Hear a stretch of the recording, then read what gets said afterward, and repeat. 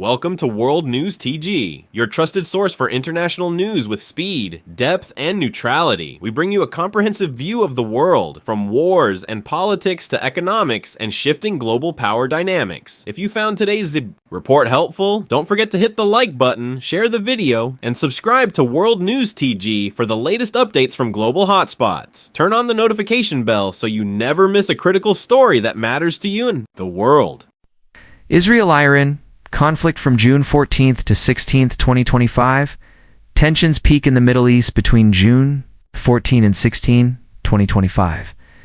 Tensions between Israel and Iran escalated into the most intense military confrontation in years. Israel's preemptive strikes triggered a fierce response from Iran involving waves of missile and drone attacks, resulting in heavy casualties and raising fears of a broader regional conflict. Israel launches preemptive offensive on June 13th. Israel initiated a full-scale military campaign targeting Iranian territory. Focusing on nuclear energy and military defense infrastructure, the targets were strategic and unprecedented in scale. Israeli airstrikes hit key locations including Natanz, Fordo, and Esfahan, home to uranium enrichment facilities and nuclear reactors, and oil production facilities in Tehran and Bushehr were also heavily damaged, severely disrupting domestic energy and economic activities. Reports also indicate that Israel deployed covert intelligence operations within Iran, combining spy networks and secret drone control bases to dismantle critical radar, missile, and defense systems. Several senior commanders of Iran's Islamic Revolutionary Guard Corps, including intelligence chief Mohammad Kazemi, were reportedly killed. Israel's clear objective was to cripple Iran's ability to retaliate, and sow chaos within its command structure. Iran's fierce retaliation. Iran responded without delay, launching massive counterattacks on major Israeli cities such as Tel Aviv, Haifa, Bet Yam, Rehovot, and Jerusalem. Dozens of long-range missiles and drones were launched from Tehran and nearby regions. On June 14th, a barrage of missiles struck residential areas, causing significant civilian casualties and damage. Notably, the Weizmann Institute of Science in Rehovot, a key hub for defense technology research, was targeted. The situation worsened as Iranian-aligned militias, including the Houthis in Yemen, joined the offensive by firing long-range missiles toward Israel. Despite Israel's advanced air defense systems intercepting many of these attacks, widespread damage was unavoidable. Heavy losses on both sides. Iranian state media confirmed at least 224 deaths and over 1,200 injuries within just 3 days. Entire neighborhoods were reduced to rubble and tens of thousands fled Tehran to avoid continued airstrikes.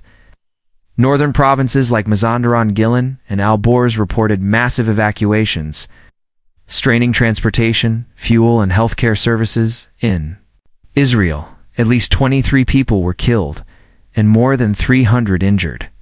Power grids in Haifa were destroyed, and numerous homes, hospitals, and schools in Tel Aviv suffered severe damage. Civilians were forced to take shelter in underground bunkers, disrupting daily life and economic activity. Impact on economy and civilians beyond military consequences. The conflict had global economic repercussions.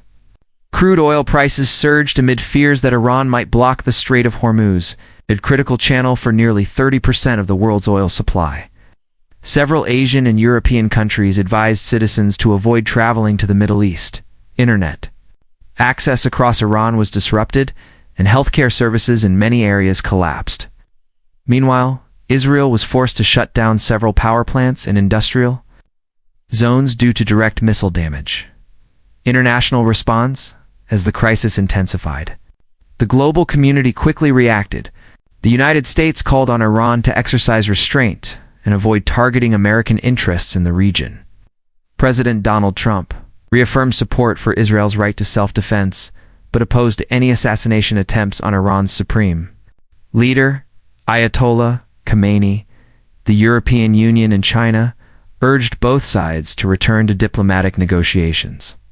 The G7 held an emergency session to explore options for de-escalation. The United Nations proposed sending observer missions to conflict zones to assess humanitarian needs. The United Kingdom deployed fighter jets to the region, and signaled a willingness to intervene. If Israel were attacked with weapons of mass destruction, future scenarios and risk of regional warnalists warn that the current Israel-Iran confrontation could spiral into a full-scale regional war if left unchecked. Several possible scenarios have emerged. If Israel continues targeting Iran's nuclear and military infrastructure, Tehran's allies in Syria, Lebanon, and Yemen may respond with coordinated attacks. Iran might escalate its proxy warfare tactics to avoid direct confrontation and international isolation. Major powers like the US, Russia, and China will play crucial roles in diplomatic mediation and economic pressure to prevent escalation. Conclusion: the Israel-Iran clash between June 14th and 16th, 2025 has far surpassed a typical military skirmish.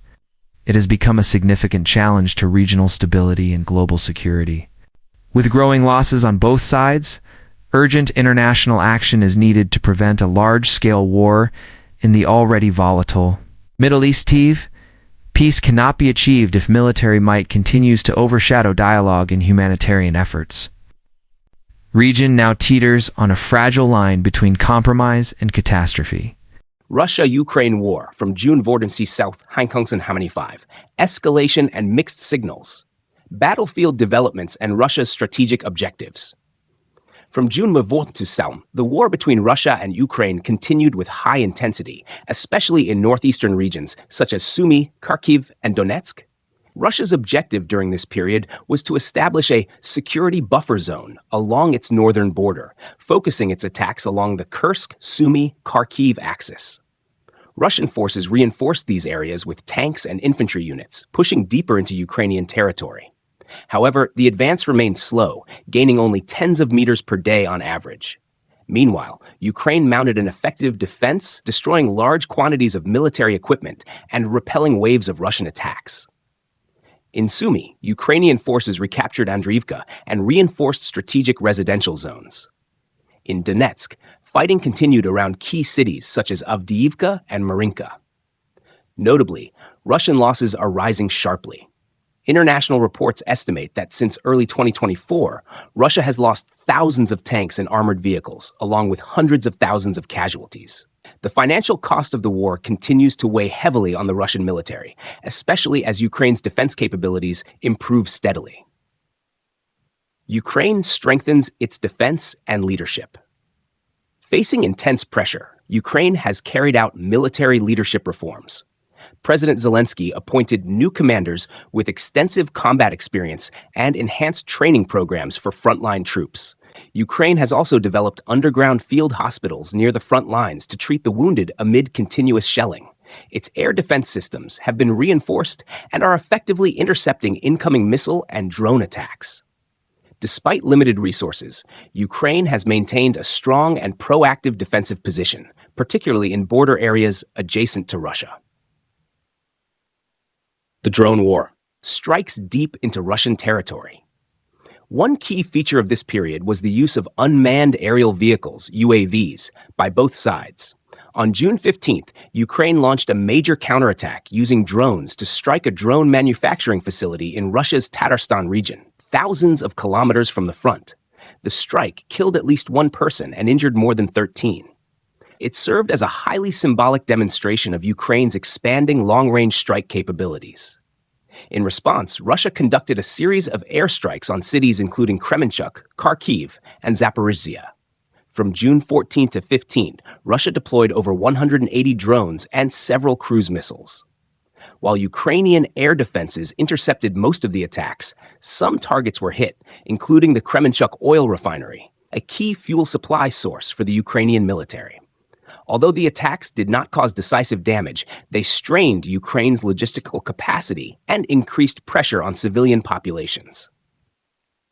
Humanitarian exchange, prisoners and fallen soldiers. During these 3 days, Russia and Ukraine conducted prisoner and fallen soldier exchanges.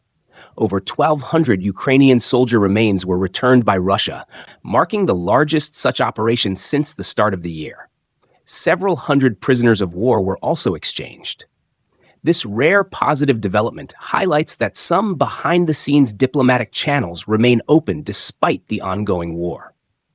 Russian sources reported a 50-minute phone call between President Putin and former U.S. President Donald Trump on June 14th, discussing the possibility of renewed negotiations. However, Western sources indicated there was no clear signal about a formal peace process starting anytime soon. International pressure and divided support. The fighting took place as Western countries, especially the G7, considered additional sanctions on Russia.